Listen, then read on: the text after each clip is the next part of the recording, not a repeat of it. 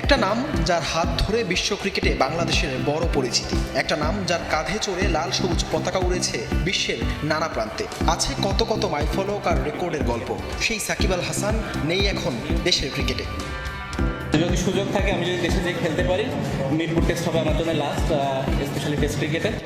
ক্যালেন্ডারের পাতায় 1 বছর না, শেষ পর্যন্ত ঘরের মাঠে বিদায়ী টেস্ট খেলা হয়নি সাকিবের। দেশের ক্রিকেট তথা বিশ্ব ক্রিকেটের অন্যতম সেরা এই অলরাউন্ডারের এমন পরিণতির পেছনে অবশ্য একটাই কারণ, রাজনীতি। কিন্তু সাকিবের এমন থমকে যাওয়া কি প্রত্যাশা করেছিলেন ক্রিকেট ভক্তরা? কি বলছেন ক্রীড়া উপদেষ্টা?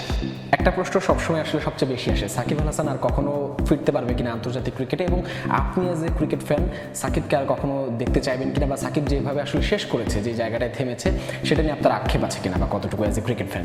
সাকিব ভাই তো বাংলাদেশকে আরও অ্যাজ এ ক্রিকেটার অনেক কিছু দিতে পারতেন, কিন্তু উনি রাজনীতিতে জড়িত হওয়ার কারণে এবং আরও অন্যান্য অনেক কিছু ইনভলভ হয়ে যাওয়ার কারণে, অনেক কিছু বলতে আপনারা জানেন যে শেয়ার মার্কেটের ইস্যু আছে, আরও অনেক মামলা আছে, ইনভলভ হয়ে যাওয়ার কারণে আসলে উনি সেটা দিতে পারেন নাই। ক্রীড়ার মধ্যে পলিটিক্সটা ঢোকা উচিত না। আমরা দেখেছি যে সাকিব আল হাসান এবং মাশরাফি বিন মুর্তজার মতো যারা আমাদের আইডল ছিল একসময়, শুধু পলিটিক্সে অংশগ্রহণ করার কারণে কীভাবে তাদের কী পরিস্থিতিতে আসলে যেতে হয়েছে।